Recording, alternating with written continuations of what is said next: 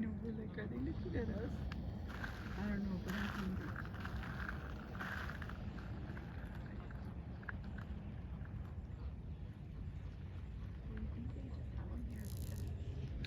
They're not pets, but they feed them so that people like us can see deer.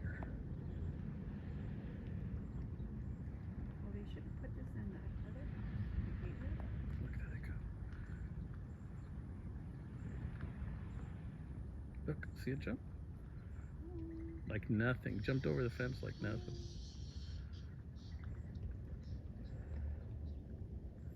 I did video. Me too.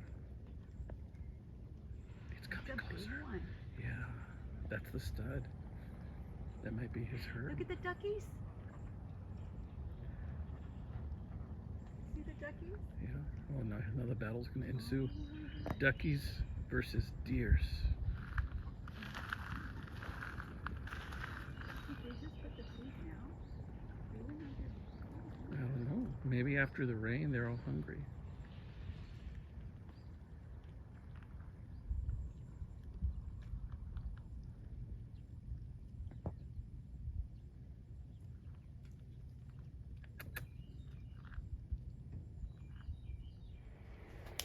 Hey amigos, knife detector here. Long time no see, my friends. Happy to have time to make a video. So I want to go over with you a few knives that I've gone on some trips, right? Now, the video you saw before, my wife and I went to go stay at a little bed and breakfast. And when we were in California, no, not California actually, sorry, this was Fredericksburg and Wimberley. And this is a combination of a couple places we went to, right? And a couple of these knives I got on trips like that, and a couple of them I got on eBay. And we're going to talk mostly about Stockmans today, but I kind of want to show you a plethora of knives because since I don't make videos very often, I want to pack in as much as I can. So, first off, we're going to talk about a couple of eBay finds, and more specifically Smith & Wesson. Now, Smith & Wesson are the kind of knives that you buy at like an auto parts store, maybe a gas station. And every once in a while, they're usually like, you know, liner locks or maybe some very cheap looking traditional type knives. But every once in a while, they hit it out of the park and they make something super nice, right? For me, this is an example of that. This is a horn-handled Stockman. It's a Smith & Wesson, and it's horn. And look at that. Look at those beautiful colors on that horn. Yeah, love it, right? So this came up on eBay, and I saw this. I got this pretty cheap. I can't remember exactly how much I paid for it, but I think it was like $9. And it says Hammer Forge. You can probably see what it says there better than I can. But it's got good snap, nice looking sheepfoot right there. It's just a sweet knife to carry in your pocket, you know. And you can't really go wrong with a Stockman, you know. Before people, you know, carried like a lot of scout knives or Swiss Army knives, a lot of times just something like this would do. You know, they would make it work with what they had. And the Stockman's like a really versatile knife with the 3 different blades that it has. I'm a big fan of the Stockman. This one's about 4 inches long. It's a good looking Smith & Wesson knife, and I like that Smith & Wesson symbol right there. So I wanted to show you that one. Maybe I'll just keep this open for you guys to see. And tell me what you thought about that video I had in the beginning, guys. You know, one of the places we stayed at actually had a deer feeder out there, so that's what you saw.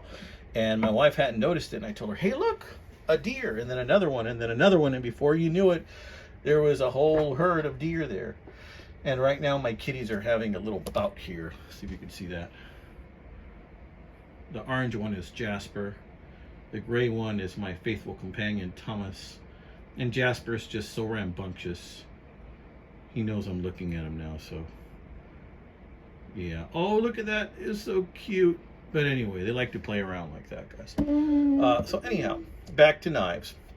So every once in a while, Smith & Wesson comes out with something that is just a good-looking knife, right? And to me, in my opinion, it's this one.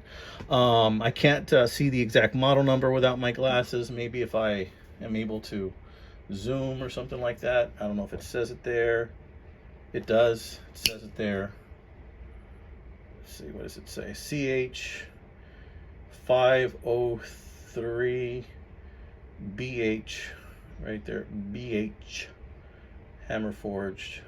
So if you want, you guys can look that up. Sweet knife. Look at that horn, man. Real sweet looking knife, and that can't beat that Smith & Wesson badge. Now, this one that I'm about to show you, I got used on eBay as well. This one, I believe, it does not have a number there, but I believe this is the 6060 or the 5060 in Smith & Wesson. And I think this is Japan made. But again, here we have the Smith & Wesson badge. It's just a big lockback, guys. This thing's about 4.5 inches long in the closed position. As you see, this model has some nicks on it, some dents, but this is real solid steel. Somehow, you know, when you get a knife and you see steel like this, you know you're getting something that's good. It's really solid steel. This wood has a little chip in it right there.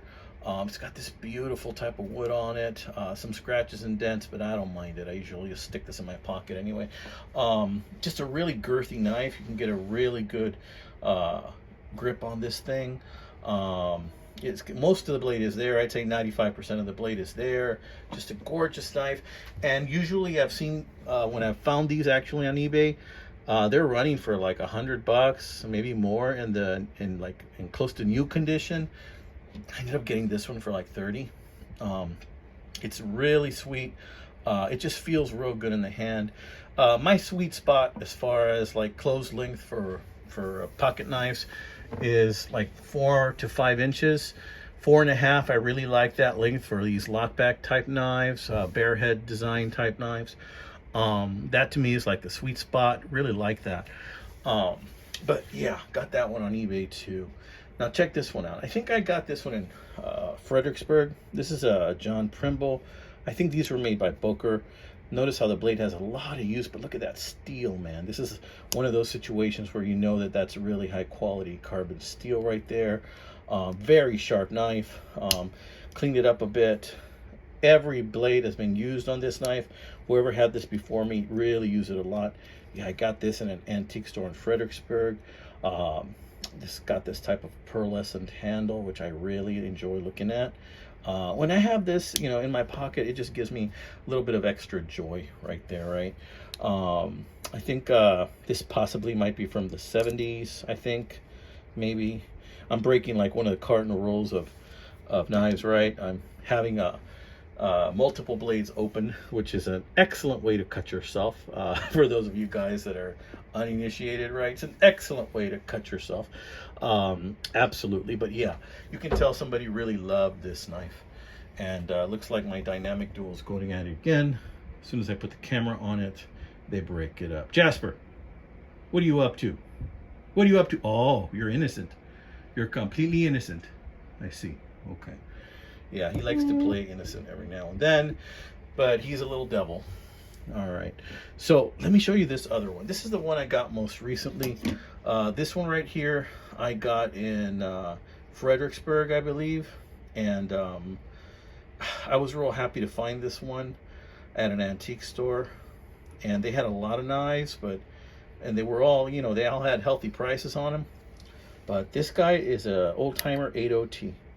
And I did a little bit of cleaning on the blade, but look at that blade. It is mostly there, like about 100% there, that blade.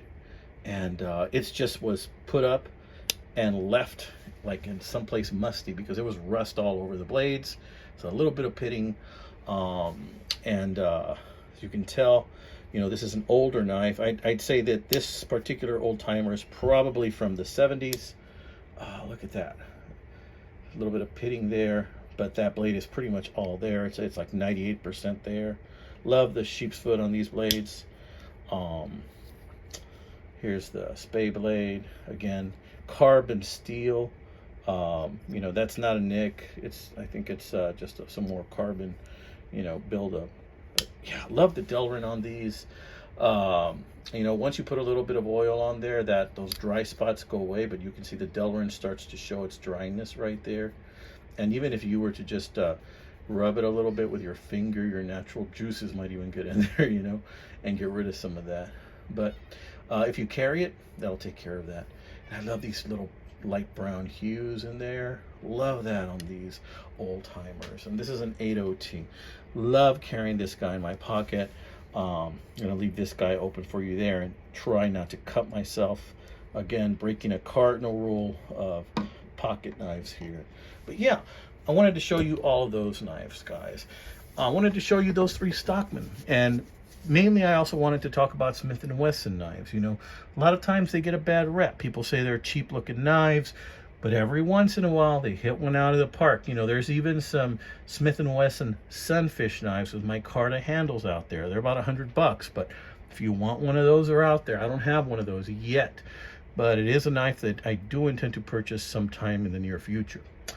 All right, amigos, I hope you enjoyed the video. I'm going to let you go with this one. I'm going to try and get another video for you as soon as I can. And let me know what you think. And also, hey, FYI, I've got probably about 5 or 6 knives on sale on my eBay site right now. So peruse that if you're interested. All right, friends, take care. Enjoy the rest of your weekend, amigos.